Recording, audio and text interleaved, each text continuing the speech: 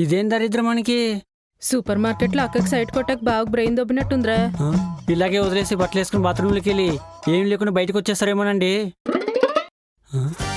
పురి నిజంగా వెళ్ళిపోతున్నాడు రా, ఆపరా, లేదంటే అనవసరంగా ఆదిమానవుడు అవతారం చూసేయాలి. అయ్యూరు అయ్యూరు, సెప్టిక్ ట్యాంకులు క్లీన్ చేసే వర్క్లు ఏమైనా ఒప్పుకున్నారా అండి? ట్యాంకులోకి నేను దింపుదామని కాంట్రాక్ట్ తీసుకున్నా. మరి గెటప్ మీరు వేసుకున్నారు ఏంటండి? గెటప్ వారు మీ అబ్బా వస్త్రాల వివరం లేకుండా వేసుకుంటుంటే ఆతృతగా చూస్తారేంటి? ఆపకుండా వస్త్రాలు ఉండండి. అసలు వీడియో తీద్దాం అనుకున్నా, వైరల్ అయిపోతావని ఆగేం తెలుసా? తీయాల్సిందండి, అవసరమైనప్పుడు బయటకు తీసేవాళ్ళం. తీస్తావే, పాపం పిల్లోడు ప్రేమలో పడి పరజనంలో పడిపోయాడని పట్టించుకోవడం మానేసి పరిహాసం చేస్తావా పాతకి? పిల్లోడా ఎక్కడున్నాడు? తప్పుగా చూస్తా. ఏదో ఓవర్ యాక్షన్ చేయకు. మరి 30 తర్వాత కూడా అమ్మాయిలు ప్రేమలేంటి బా? లేదులే, 35 మంది అమ్మాయిలు సరిపోతారు.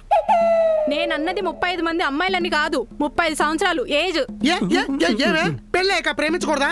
ఆయన నేను వేరే ఎవరితో ప్రేమింతే కదా నువ్వు మీ యొక్క గుండెలు బాధేసుకుని ఏడాల్సింది. మధ్యలో నేనేం చేశాను? ఇదిగో ఇలాగే దూరిపోతా కదా దుప్పట్ల దోమలాగా ప్రతిదానికి.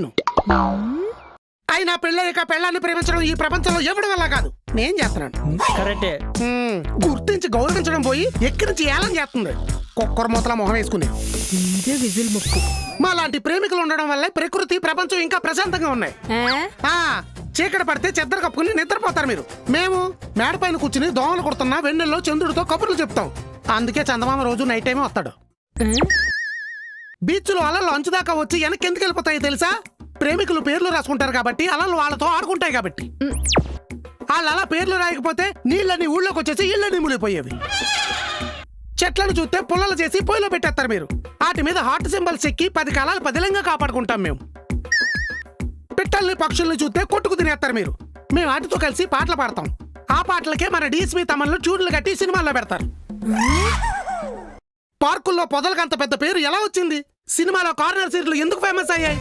ఫ్యాక్షన్ సినిమాలు, యాక్షన్ సినిమాలు పబ్లిక్ లో వైలెన్స్ పెంచుతుంటే లవ్ సినిమాలు ఆ వైలెన్స్ ని సైలెన్స్ చేస్తున్నాయి.